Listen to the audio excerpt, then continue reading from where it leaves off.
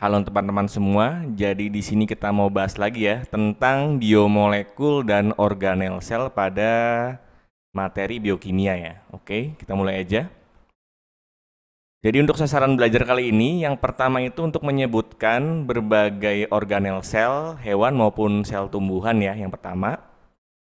Kemudian yang kedua itu untuk mengetahui fungsi berbagai organel sel pada makhluk hidup, dan yang terakhir ini adalah atau yang ketiga ya, untuk mengetahui fungsi makromolekul dalam tubuh. Nah, kita mulai yang pertama dari definisinya, yaitu sel merupakan unit struktural dan fungsional organisme hidup ya. Di sini ada kata unit, teman-teman. Berarti dalam unit ini masih ada komponen-komponen lain ya yang bekerja pada unit tersebut gitu. Nanti kita bahas itu di bagian organel-organel apa aja yang ada di unit sel berarti kan.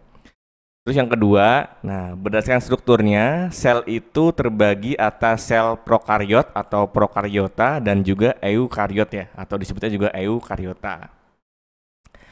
Pertama kita bahas dulu tentang yang sel yang prokariota ya. Jadi si sel prokariota ini adalah sel yang paling sederhana ya dibandingkan dengan sel eukariot gitu. Karena kan pro itu artinya awal ya. Jadi dia paling sederhana. Jadi di sini sel prokariota ini itu merupakan organisme yang paling sederhana dan paling berlimpah. Jadi paling sederhana artinya itu dibandingkan eukariot itu lebih sedikit jumlah organelnya seperti itu. Namun dia jumlahnya paling berlimpah, berarti paling banyak di muka bumi ini gitu. Jadi paling banyak itu justru malah yang eukariot, yang prokariota, walaupun bentuknya itu lebih kecil ya biasanya ya dibanding yang sel-sel yang eukariot gitu. Contohnya itu adalah bakteri dan alga, teman-teman. Nah, kemudian di sini ada ciri-ciri dari pembeda ya. Ciri-ciri pembeda antara sel prokariota dengan eukariota adalah si sel prokariota ini dia tidak memiliki membran di sekitar nukleus. Jadi kalau misalnya yang eukariot dia memiliki membran. Nah, ini adalah contoh dari sel prokariota ya.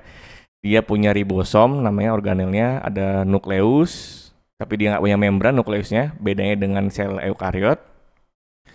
Kemudian villi, ada flagella. Flagella itu dia seperti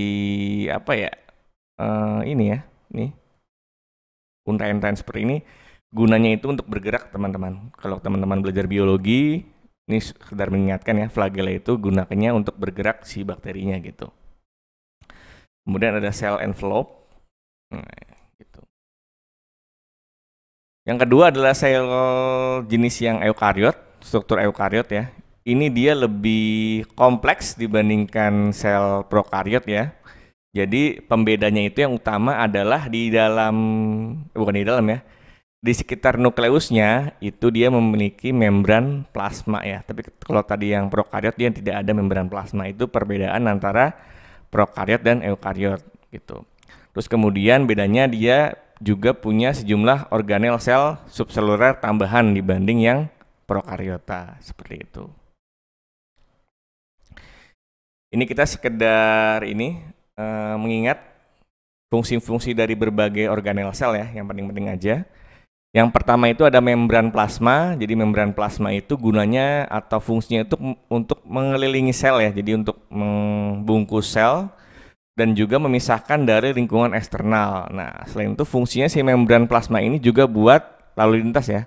Lalu lintas masuknya tulisannya agak kurang bagus teman-teman. Komponen dari maupun keluar sel ya. Nah, biasanya dia terdiri dari protein bentuknya ya, isinya strukturnya si membran plasma ini.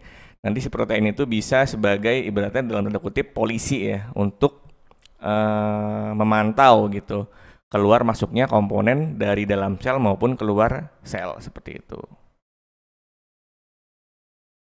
Terus di sini ada lagi, ini contoh dari struktur sel tumbuhan ya teman-teman ya, karena di sini dia punya namanya kloroplas ya. Kloroplas itu kalau teman-teman lupa itu adalah tempat terjadinya proses fotosintesis ya. Jadi untuk tumbuhan ini contohnya tumbuhan, tapi di sini untuk tumbuhan dan hewan sama ya. Ada punya nukleus, mitokondria, dan juga badan Golgi ya.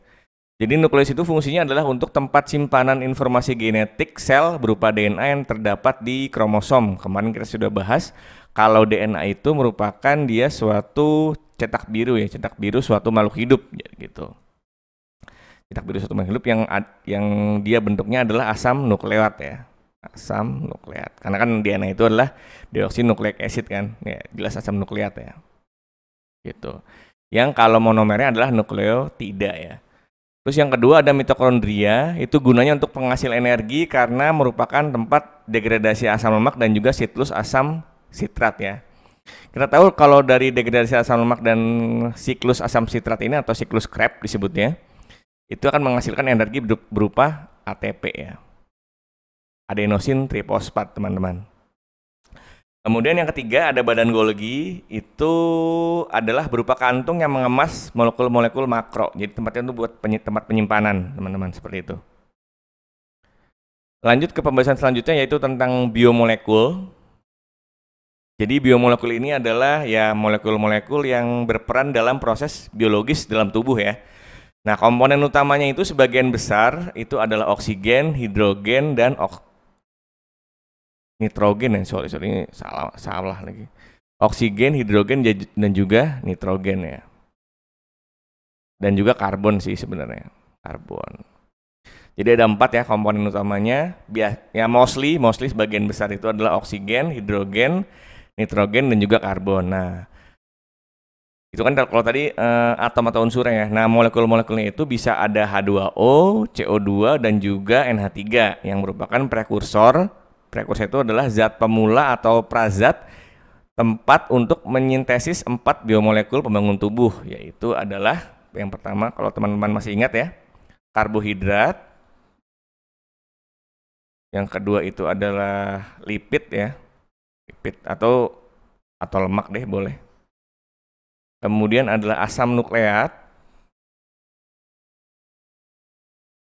Dan terakhir adalah protein. Nah, ini adalah 4 biomolekul utama dalam tubuh makhluk hidup ya teman-teman ya. Karbohidrat, lipid, atau biasanya lemak ya, itu sebenarnya beda sih.